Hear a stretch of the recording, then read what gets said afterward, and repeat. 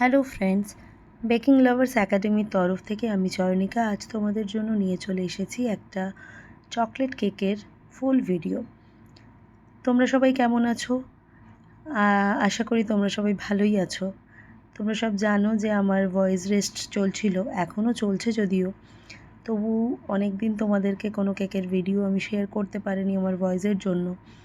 এখন একটু ভালো আছে বলে এখন কিছু ভয়েস আবার করে তোমাদের জন্য কেকের ভিডিও নিয়ে আসছি।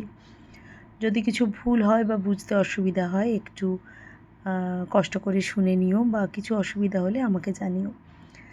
তোমরা কথা বলতে বলতে দেখতেই পেলে যে আমি কি করলাম। ফার্স্টে কেকটাকে লেয়ারিং করে নিয়ে মাঝখানে গানাশ দিয়ে তার সাথে চকো চিপস ইউজ করে ডার্ক চকলেট ক্রিম দিয়ে আমি পুরো কেকটাকে কভার করে নিলাম।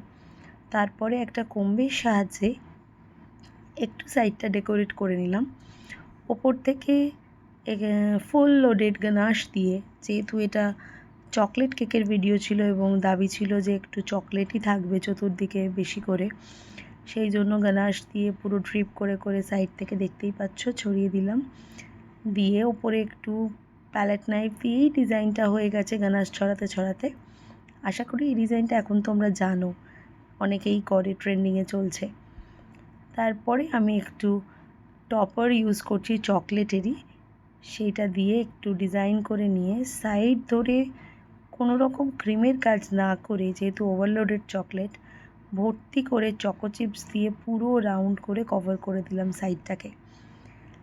যেহেতু ক্রিম ইউজ করিনি আর চকলেট কেক ছিল, তাই আমার মনে হলো এটা করলেই বেস্ট দেখতে হবে এবং খেতেও ভালো লাগবে। তাই নিচেও কোনো রকম ক্রিমের বর্ডার না দিয়ে আমি সেখানেও চকো চিপস দিয়েই ভর্তি করে পুরো বর্ডারটা কভার করলাম।